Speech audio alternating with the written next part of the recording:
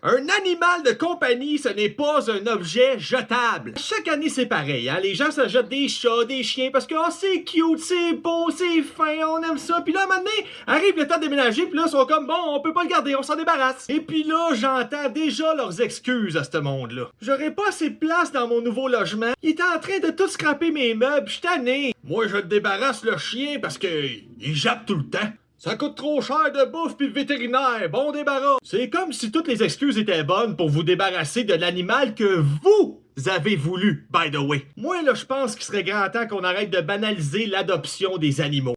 Adopter un animal, là, on parle pas d'acheter un sac de riz à l'épicerie, là, c'est pas pareil, là. On parle d'un être vivant. Et pourtant, je vois plein de gens qui sont surpris quand ils réalisent que ah ben Colin, mon chien me demande du temps, de l'amour, de l'énergie, puis de s'en occuper. Ces mêmes idiots-là sont surpris quand ils réalisent qu'ils pourront plus partir aussi longtemps de la maison pendant une semaine ou un voyage à Cancun. Eh non, si tu laisses tes animaux à la maison pendant que tu pars en voyage pendant une semaine sans bouffe rien, ben ils vont peut-être crever. Fait que faut que tu trouves quelqu'un pour s'en occuper pendant que toi t'es pas là. Et ça, ces gens-là, ils aiment pas ça, ces épais-là, parce que ça leur exige de faire quelque chose qu'ils feraient jamais pour quelque chose d'autre que eux-mêmes, c'est-à-dire des sacrifices. C'est pas juste ça, hein. Avoir des animaux, c'est un gouffre financier. Tu mets de l'argent dans le vide juste parce que tu l'aimes, cet animal-là, puis tu l'as voulu. Généralement, c'est ça le but, OK? Fait que dites-moi pourquoi ça vous surprend quand le vétérinaire vous annonce que vous avez une facture à payer de 1000$. C'est sûr qu'il va tomber malade à maner votre animal. Et puis justement, le genre de gens qui débarrassent leurs animaux comme si c'était une vieille paire de chaussettes, ben ils vont tous se servir de toutes ces raisons là pour dire